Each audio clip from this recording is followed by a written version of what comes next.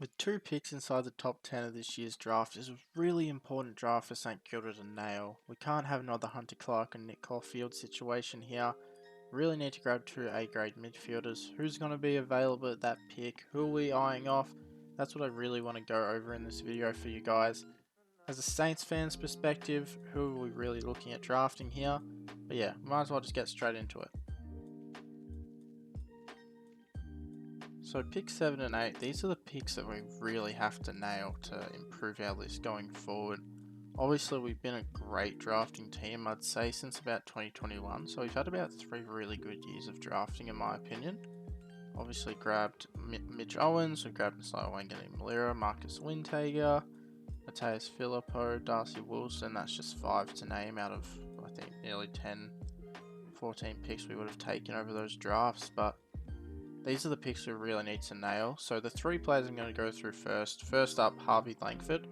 So Langford is a player that I think probably we won't be able to get. I think he'll be gone before our pick 7. But also, he's also one of those midfielders that people could see sliding to pick 7 and 8. Would I draft Harvey Langford and another taller midfielder in Josh Smiley? Probably not. If both are available at pick 7 or 8, it'd be a really tough decision to decide. So just going through rookie me here. So Harvey Langford's strengths are consistency, contested game, kick penetration, scoreboard impact, size, work rate, and his improvements are ground balls and speed. So when you think about this Saints system, we really want to work hard on gut running and just speed throughout. Obviously we run back on defense and try and get back on offense really fast. That's something Ross has tried to implement. So does Harvey Langford really work in there? Probably not, and that's why I don't think we draft 2 big body midfielders. So Langford 191 centimeters. If he's there at pick 7, would we take him? I think we would. But then if Josh Smiley is also there, would we then take Josh Smiley at pick 8? I don't think we would. But Josh Smiley is a prospect, 195, 196 centimeters. So he's really tall. He's on that really tall end of midfielders. So obviously his speed is not a weakness, but something he could improve on. And his marking as well is something that's caught the eye of many. For strengths though, agility, kicking, poise, size, obviously, stoppage craft, and versatility.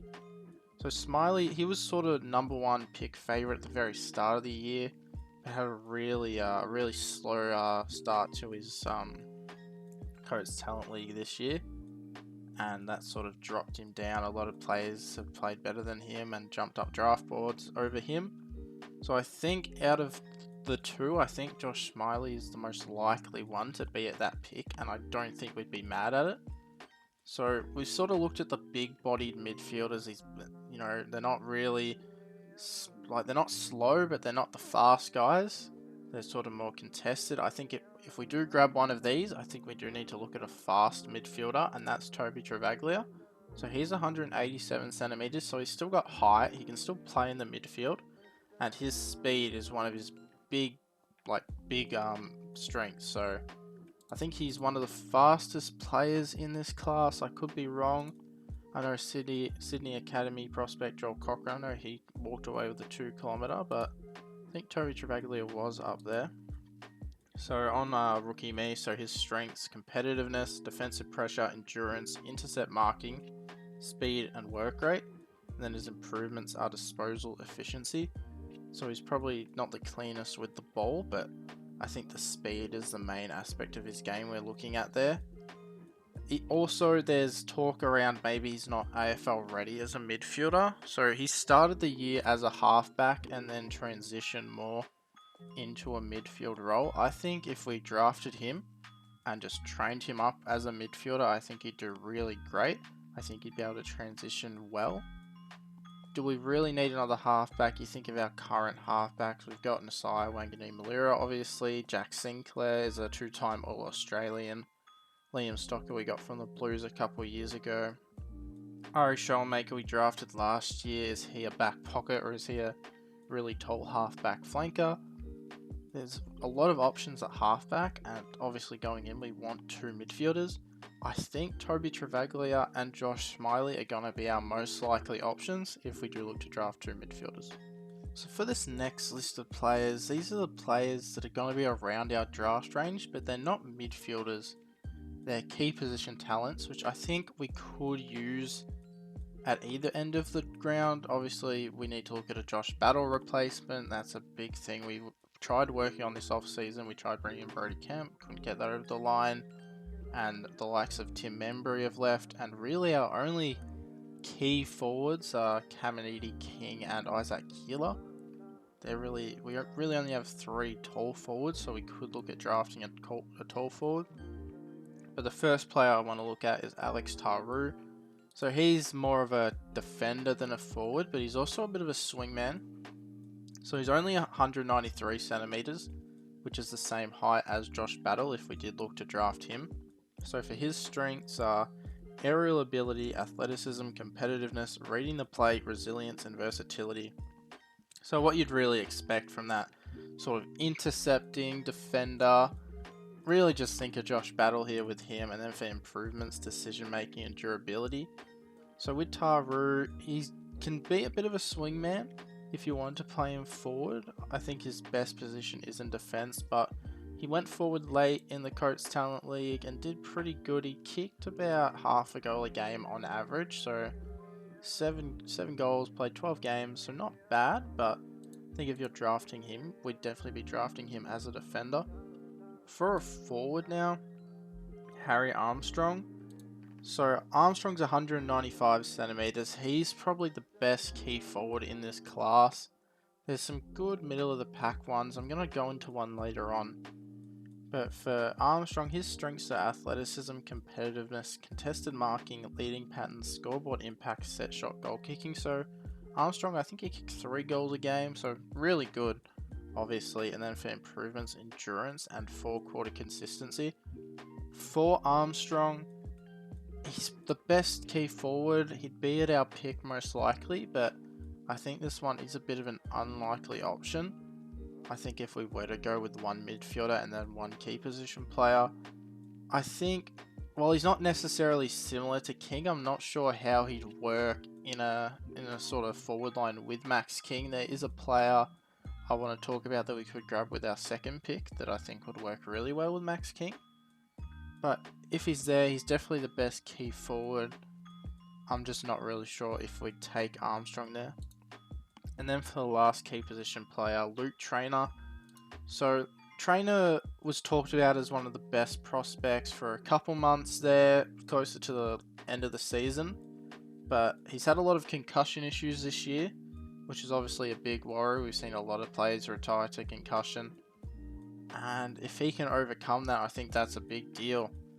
And it's still a bit unsure his draft position. So a lot of people mocked him to pick 2 just because he was the best defender for North Melbourne there.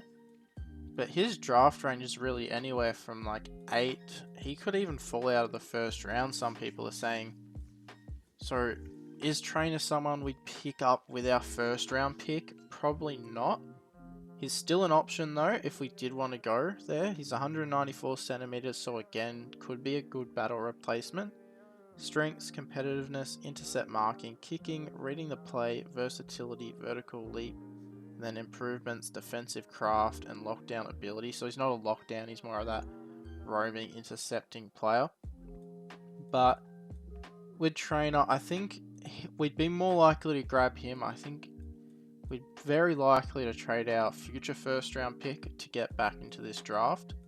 And I think if we can grab Trainer, say we traded up with like GWS for a GWS pick, I think we'd be likely to grab him there. Still a bit unlikely. I think we'd grab him around pick 7 or 8, however. For our second pick at pick 32, I think this is most likely where we're going to target those key position players, so forwards, rucks, defenders. I think this is most likely where we'll target them. The first one I want to talk about is Jonty Fall. He's most likely going to go, you'd think, in the first round. Potentially Sydney or Richmond could take him. But if he falls, I think he'd probably fit well with St Kilda. I see him more versatile than the likes of a Harry Armstrong. Same height, 195 centimeters. So his strengths are listed as competitiveness, mobility, scoreboard impact, set shot goal kicking, and work rate, and improvements are composure and contested marking. I definitely see Jonty Fall as more that lead up forward instead of that stay home, stay in the goal square forward. So I think if we did choose to draft him and add to our key forward depth, which I think is an aspect we need to improve on our list, I think he's a great option if he falls to us. And then a ruckman we could look at is Alex Dodson. So again, he's a player that probably a late first round, early second round pick. So we're probably maybe just out of his range. But again, another player, if he does fall to us, I think we would grab. So obviously we've tried bringing in Soldo this year, couldn't get him across the board, or chose not to. So the only rucks we really have are Rowan Marshall and Max Heath on our list. We have a few players that can pinch hit in the ruck, but if we really want to grab a new ruck and develop him, we could look at Alex Dodson. I do rate Max Heath, but I wouldn't be mad if we decided to grab a new ruckman. So for his strengths, clean hands, follow-up work, mobility, size, and upside. And then improvements are exposure and forward craft. So if we were to grab Dodson, I don't think he'd play much his really first or second year, and that's mainly due to his limited forward ability. You really can't play him as a forward in the forward line with Max King. You'd really need to play him as a standalone ruckman, and with Rowan Marshall, who really is all Australian capable. We saw him. I think he was the ruckman who got the most Brownlow votes this year, so I think he's definitely an option for us. And then a midfielder we could look to grab if we only went with one midfielder in the first round is Christian Moraes. So this is really about Christian Moraes' range. Did like him as a midfielder at the very start of the year. I thought he'd definitely be a first round midfielder, sort of fallen down the boards a bit. So for his strengths, accumulation, clean hands, endurance, run and carry, scoreboard impact and versatility. Improvements, defensive running, kicking technique and strength. So speed wise, I think he would probably fit into our system really well. It's just we'd really need to work on his defensive game, and then what midfielders would be ahead of him. Obviously I think Hugo would be one who'd still probably be above Christian Moraes at this rate, but obviously you never know. We've done really good developing these midfielders. There's not many we've missed on. Ollie Houghton, I'd say, is the only real midfielder that we've drafted in the past couple of years that we've missed on so far. But yeah, Christian Moraes is an option if he's there. For that second group of players that will be around the 32 range, Ollie Hannaford is one I really like and one I've mocked to us a couple of times now. So Ollie Hannaford, so he's more that small forward for the GWV Rebels this year. And I think small forward, like key forward, is an aspect we really could work on. Obviously, Jack Higgins and Dan Butler are probably walk-up starters, you'd think. Maybe not Butler, but Higgins definitely. But apart from that, we've got Lance Collard. So Collard's 185 centimeters. So do you really still count him as a small forward? It depends. I probably would. But Hannaford, 180 centimeters. I think he'd probably work perfect in our Saints team. I think he's a really good pressure forward. So he averaged 5 tackles. So obviously, we want that. I think he'd be a great Dan Butler replacement. And if he's there, I think we could easily grab him. And yeah, I really liked his game this year, especially late. And then there's another lead up forward, so Tom Sims. So he's one that can play in the ruck as well. So he stands at 199 to 200 centimeters. For his strengths on Rookie Me, they mention athleticism, creativity, leading patterns, marking, physicality, and versatility. And then improvements are scoreboard impact and set shot goal kicking. So he's another one I think could work really well with Max King as that lead up forward. And then it obviously allows us to give Rowan Marshall a break in the forward line, and then potentially Thomas Sims could play ruck. Does that work year 1, year 2? I think we could try it if we drafted Sims. Still, you wouldn't want to do it for very long. Obviously he's young, he's 18, 19 when he's coming into the league. He's born in December, I believe, or I could be wrong in there.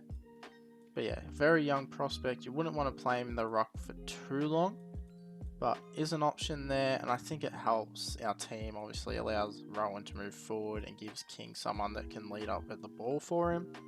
And then last on this list, and this sort of key position player, Harry O'Farrell. So he's a 196cm key defender from the Calder Cannons.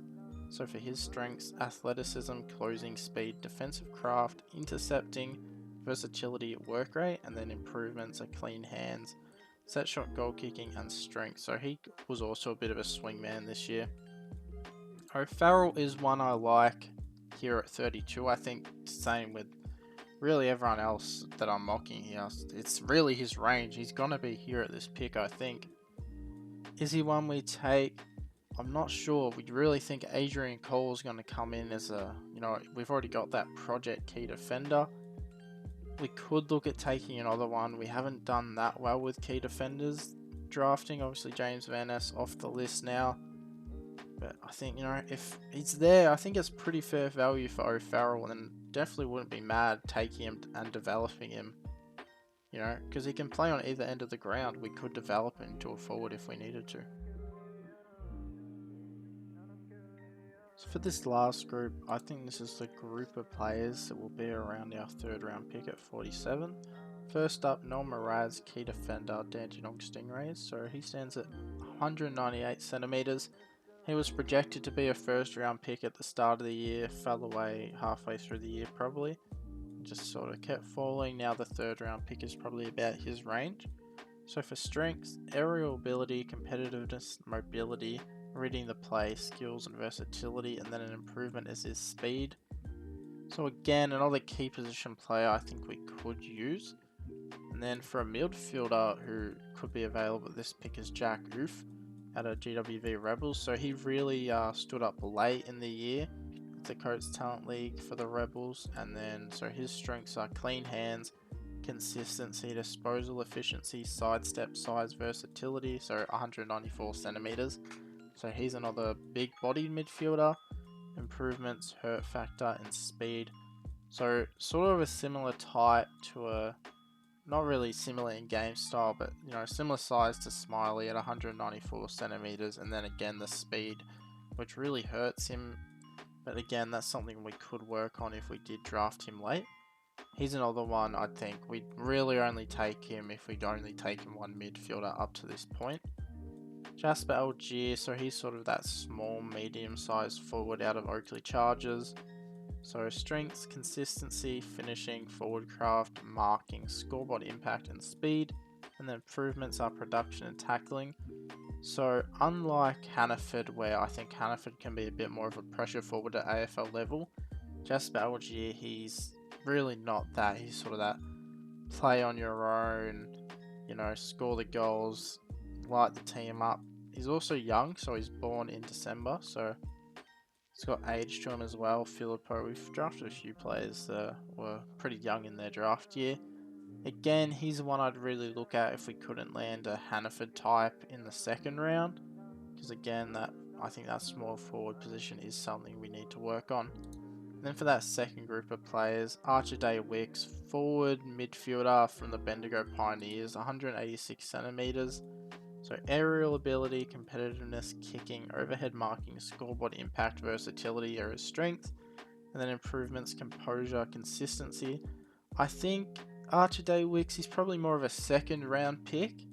But here in the third round, if we could grab him, I wouldn't mind it. I think he'd really add to our midfield mix. But again, only really a player I'd be looking at if we could only land one midfielder in the first round.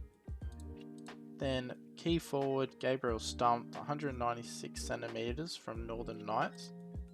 So he was actually Thomas Sims' teammate, so I really showed it. We could draft both of them, reunite that Northern Knights forward line.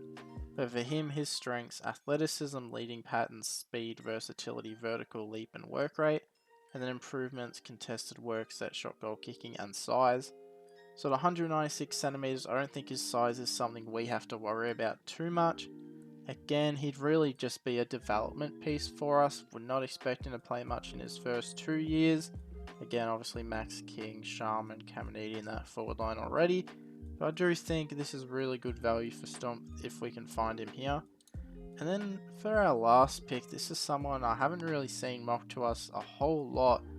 And really only a player I've started following recently in Floyd Burmeister. So He's a ruck forward, 199 centimeters. So averaged about a goal a game, I want to say, in the Coates Talent League this year. His strengths are aggression, athleticism, kick penetration, mobility, upside vertical leap. So again, like that, he's sort of not exactly Rowan Marsh, obviously, but you know, that athletic, mobile ruckman that can run around the ground. But he's just very raw, very unproven. So, do we want to take a shot on him late? We could. I think it's definitely an option if he's here. But again, wouldn't surprise me if we didn't end up taking him in the end. For our NGA products, we've basically committed to all these players. All these players should be at the club next year. So starting off with Adrian Cole, he's one of the better lockdown defenders in this draft class. So average 7 disposals, 2 marks and 2 tackles a game for the Dragons. Obviously they went on to win the premiership this year.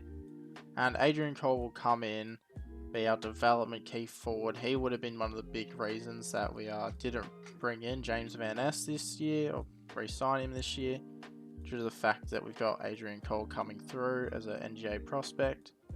Lennox Hoffman is teammate at the Dragons and his teammate is an NGA player. He's more of that general defender. A lot of people, they've rated very similarly. They're about that 40-45 range. A lot of people vote Hoffman as being better. A lot of people think Cole's better. Personally, I'd rather take Cole, but Hoffman is a player that could... He's really a lockdown, whereas Battle was more that interceptor, but could Hoffman come in and be a really raw prospect that we could play instead of Battle this year? That could be an option. And then the one I'm most excited about out of these three is father-son prospect Elwood Peckett. So he was the son of Justin. Played, I think, over 200 games for the club. So he averaged 17 disposals, 4 marks, 3 tackles and a goal as a midfielder in the Dandenong Stingrays side, which they made a prelim. They lost to Sandy, I believe. They lost to the Dragons. And Peckett, you got to think, he wasn't even the 3rd or 4th in that midfield because they already had Harvey Langford and Cooper Hines. Like, it's a pretty tough midfield to get into, and you're telling me he averaged 17 disposals, had a great game where he kicked 5 goals earlier in the year. I think all 3 of these players will end up on the list, and I think a lot of them have, you know, they're pretty exciting prospects. It's not like we're just bringing them in because, oh, you know, you're in our NGA, we'll take you. You know, your dad played for us, we'll take you. I think they're really exciting prospects. I think they were in the open draft. I think we'd nearly look at drafting all of them with our picks. Now, this isn't a downside necessarily, but this is something we've committed to with the Zebras, our VFL affiliate. We've told them, hey, look, we're going to look to draft, or not we're going to look to draft, we are going to draft one of your listed players and bring them up to our list. It's most likely going to be through the rookie draft at this rate. It wouldn't be through the national draft. But just some players we could look at. So Max Benier, he was one that we were sort of looking at with our mid-season draft pick before we drafted Max Hall. So only played 2 games, 9 disposals, 2 marks, 1 tackle.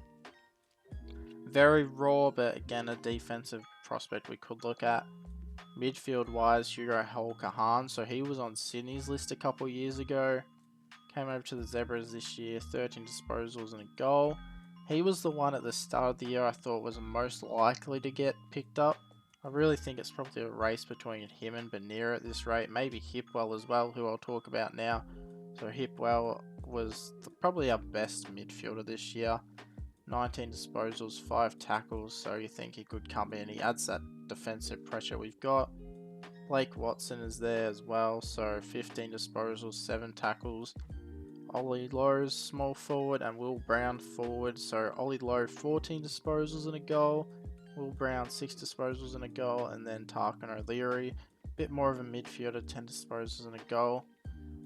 Look, we've committed to it. I don't know if we're going to get out of it necessarily. I sort of hope we do, because sort of the promise was that the Zebras would get better as a team. They'd make finals, they'd push for finals. They did push for finals, they didn't make it, unfortunately. But yeah, I really don't know what we're going to do here. I think it could just be a bit of a waste of a spot, to be honest. There's not really anyone here I'm too excited about. Probably Benier and Hall Kahan. I wouldn't be mad if they made the team. But that really is about it, guys, for today. I hope you guys really enjoyed the video. This is sort of my second video on the channel now, sort of just exclusively St Kilda. But yeah, let me know what you think of the prospects I have in the range for us here. Let me know who you'd be looking to take, especially at 7 and 8. There's a lot of mixed opinions about who's going to be there on draft night, if we should trade up or down. That's not really something I talked about in this video. But yeah, I hope you guys enjoyed. Like, subscribe, and yeah, hopefully I'll see you guys in the next video.